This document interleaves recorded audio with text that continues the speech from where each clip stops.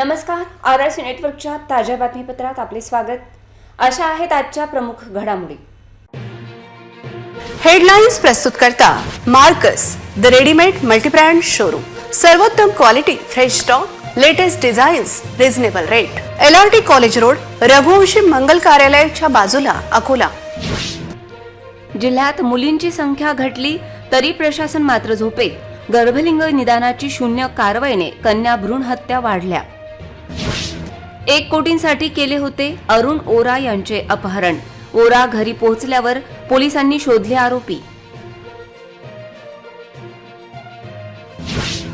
अनुप धोत्रेंची उमेदवारी रद्द करा, काँग्रेसची मागणी. निवडणूक निर्णय अधिकाऱ्यांची मात्र चुप्पी का? अकोट येथे गोवर्धन हरमकार हत्या प्रकरणात सीसीटीव्ही बंदच्या मुद्द्यावर एसपींची चुप्पी.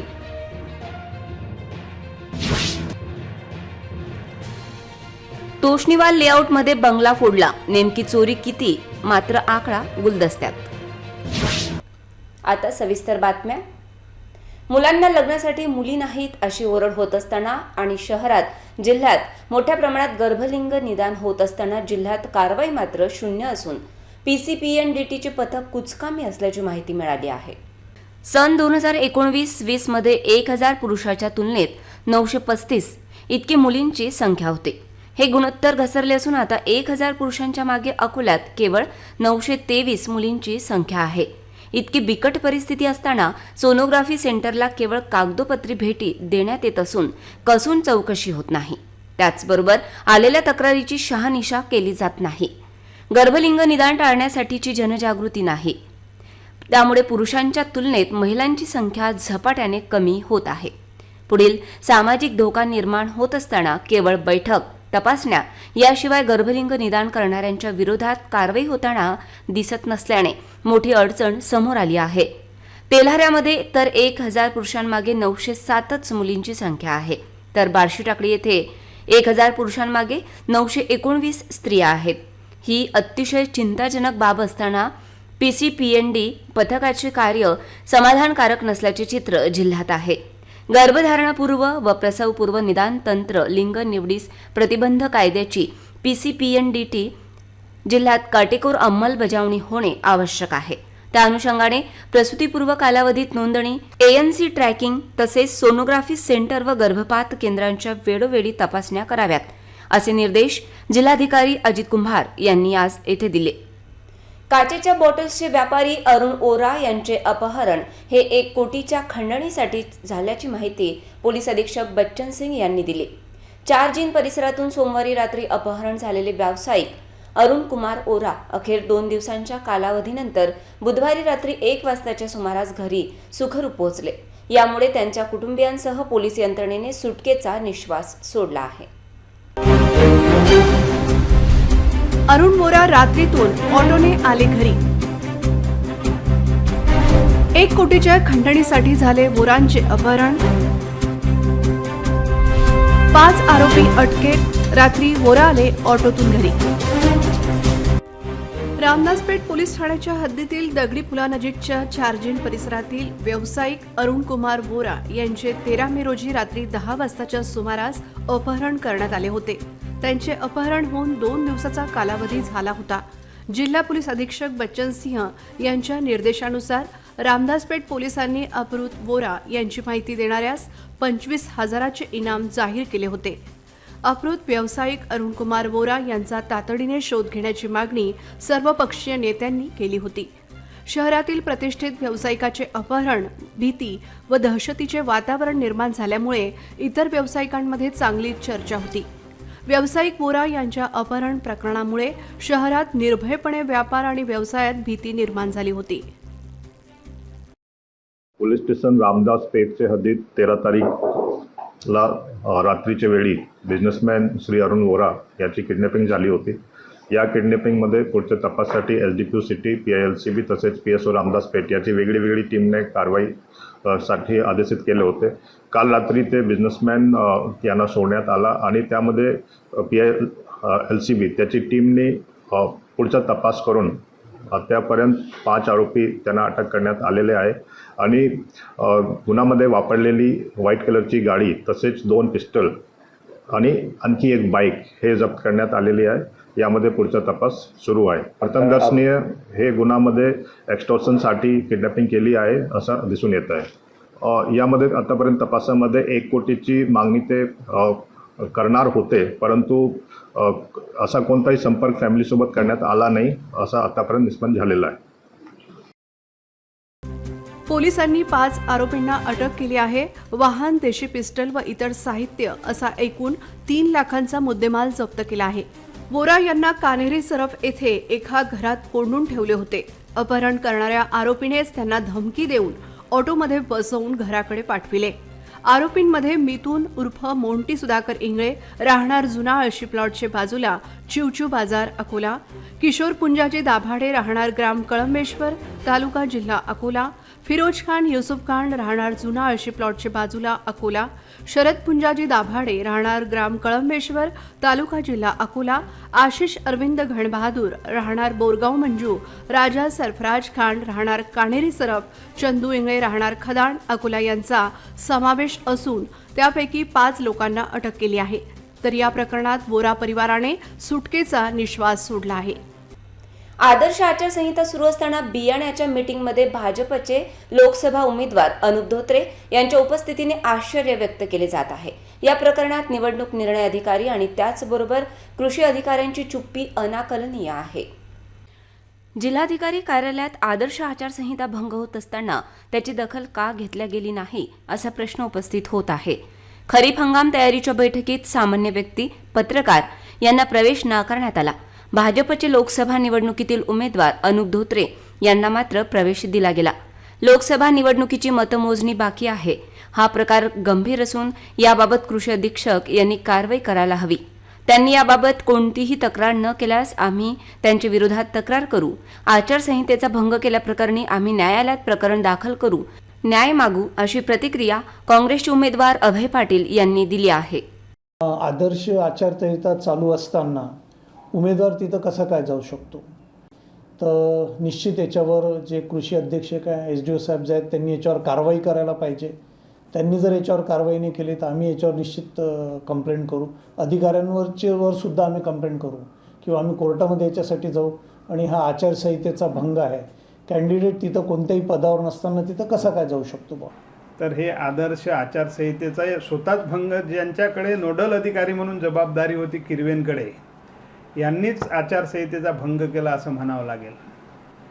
आणि हे पदाधिकारी सध्या निवडणुकीचे उमेदवार आहेत। ते निवडणूक जरी संपली असेल तरी आचारसंहिता अजून संपलेली नाही आणि म्हणून अशा परिस्थितीत आता कारवाई पहिले अधिकाऱ्यांवर झाली पाहिजे। तात्काळ आदर्श आचारसंहितेचा भंग केला म्हणून कारवाई केली पाहिजे। अकोट येथील बहुचर्चित गोवर्धन हरमकार हत्या प्रकरणात अकोट पोलीस स्टेशनमधील एक सीसीटीव्ही कसा बंद होता या विषयावर SP बच्चन सिंग यांनी चुप्पी साधली आहे। त्यांनी या प्रकरणाचा तपास CID करत असल्याचे सांगत प्रतिक्रिया देणे टाळले। अकोट येथील गोवर्धन हरमकार खून प्रकरणात अकोट येथील पोलीस स्टेशनचे CCTV बंद प्रकरणात SPंनी चुप्पी साधली। अकोट येथील पोलीस स्टेशनमधील कस्टडी रूम समोरील CCTV कॅमेरा हा मागील 6 महिन्यांपासून बंद असल्याची धक्कादायक माहिती समोर आली। विशेष म्हणजे इतर 5 कॅमेरे सुरू असून नेमका हाच कॅमेरा कसा बंद होता असा प्रश्न उपस्थित होतोय। दरम्यान गोवर्धन हरमकार याचा पोलिसाच्या मारहाणीत मृत्यू झाल्याचं प्रकरण 3 महिन्यानंतर उघडकीस आले। त्यानंतर या प्रकरणात 11 पोलिसांवर कारवाई झाली आहे। या प्रकरणात CCTV बंदचा प्रश्न आज पत्रकार परिषदेत विचारण्यात आला, तेव्हा यावर या प्रकरणाचा तपास CID करत आहे असे म्हणत चुप्पी साधली। MG श्री अमोल मालवे यांना पोलिसांचा चार्ज दिलेला आहे तात्पुरता। बाकी जे अंमलदार फरार होते त्यांना हेडक्वार्टरला अटॅच करण्यात आलेला आहे। काँग्रेस नेता साजिद खान पठाण याने मौलाना हाफिज नजीर यांना केलेली अश्लील शिवीगाळ आणि जातीय तेढ निर्माण करून दंगल भडकावण्याचा कट रचल्याच्या कारणावरून वंचितच्या महानगर महासचिव गजानन गवई यांनी डाबकी रोड पोलीस ठाण्यात फिर्याद दिली होती। त्यावरून पोलिसांनी साजिद खान, मन्नान खान विरुद्ध गुन्हे दाखल केले आहेत। साजिद खान पठाण याने मौलाना हाफिज नजीर यांना त्यांचे मोबाईलवर फोन लावून अश्लील भाषा वापरून शिवीगाळ केली होती. अश्लील भाषा वापरत मुस्लिम धर्मगुरू यांना शिवीगाळ करून बौद्ध व मुस्लिम समाजात जातीय तेढ निर्माण करून दंगल घडविण्याच्या उद्देशाने षडयंत्र केले होते. सदरची ऑडिओ क्लिप ही दिनांक 13 मे रोजी व्हायरल झाली होती. त्यामुळे संपूर्ण महाराष्ट्रात काँग्रेस कार्यकर्ता साजिद पठाण विरोधात तीव्र संतापाची लाट उसळली होती. सदर वादग्रस्त रेकॉर्डिंग गजानन गवई यांनी श्रीवास्तव चौक, डाबकी रोड, अकोला येथे हजर असताना स्वतःच्या मोबाईलवर ऐकली आणि पक्षाच्या वतीने फिर्याद दिली.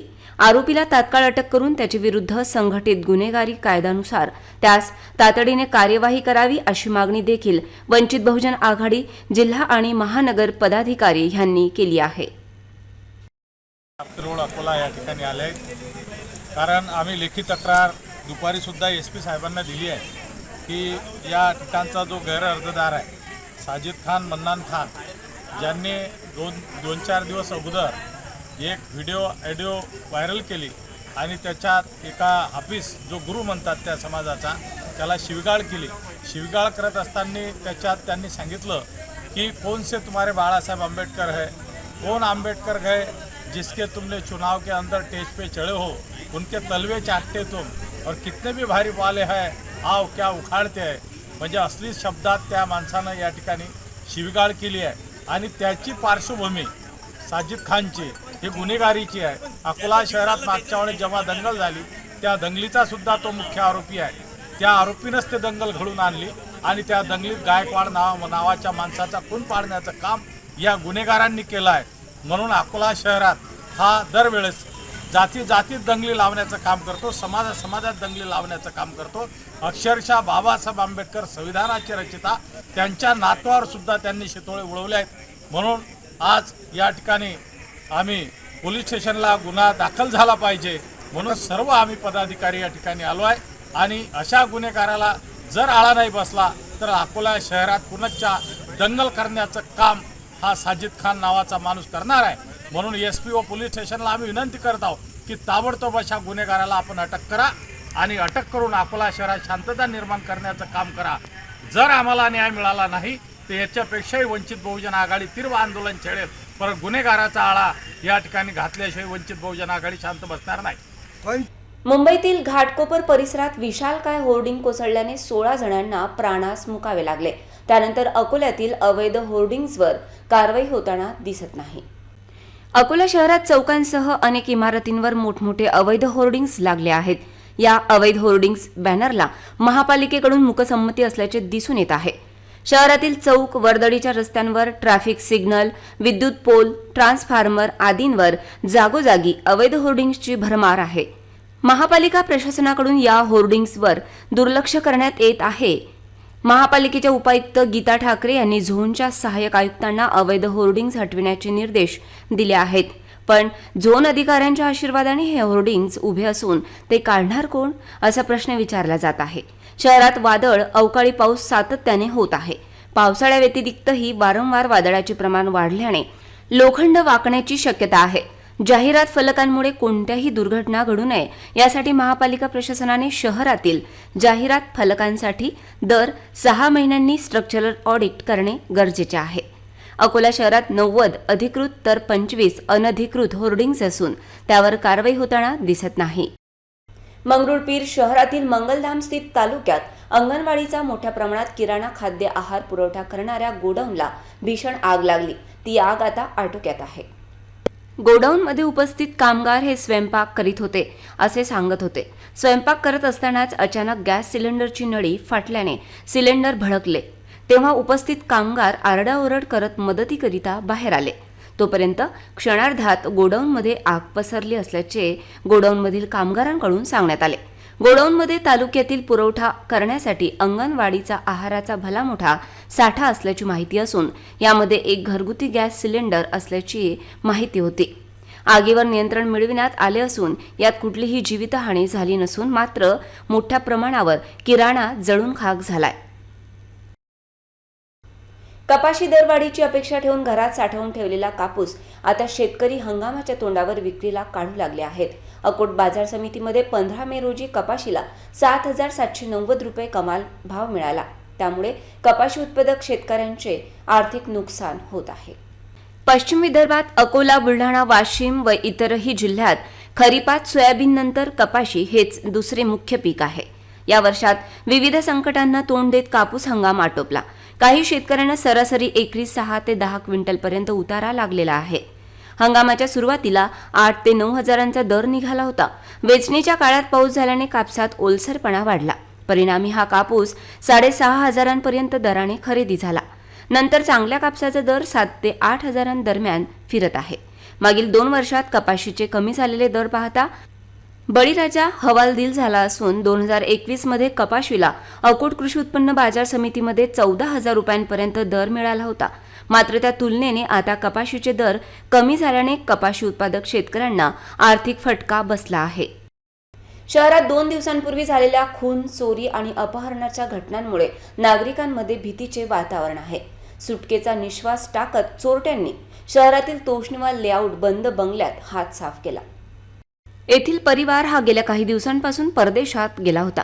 त्या संधीचा फायदा घेत बुधवारी रात्री अज्ञात चोरट्यांनी मुख्य गेटचे कुलूप व दरवाजाचे कुलूप तोडून आत प्रवेश केला आणि घराची सर्व कडी उघडून आत प्रवेश केला.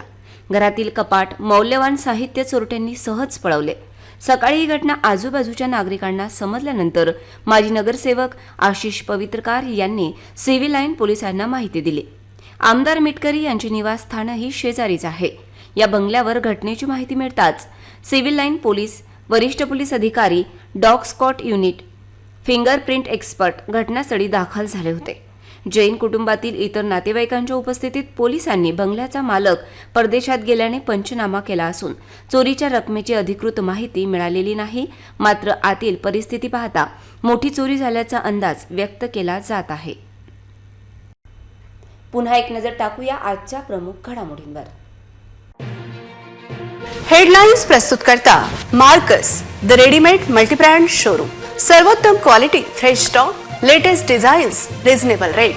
LRT college road, Raghuvanshi Mangal कार्यालयाच्या बाजूला, अकोला. जिल्ह्यात मुलींची संख्या घटली तरी प्रशासन मात्र झोपेत. गर्भलिंग निदानाची शून्य कारवाईने कन्या भ्रूण हत्या वाढल्या. 1 कोटींसाठी केले होते अरुण ओरा यांचे अपहरण. ओरा घरी पोहोचल्यावर पोलिसांनी शोधले आरोपी. अनुप धोत्रेंची उमेदवारी रद्द करा, काँग्रेसची मागणी. निवडणूक निर्णय अधिकाऱ्यांची मात्र चुप्पी का? अकोट येथे गोवर्धन हरमकार हत्या प्रकरणात सीसीटीव्ही बंदच्या मुद्द्यावर एसपींची चुप्पी.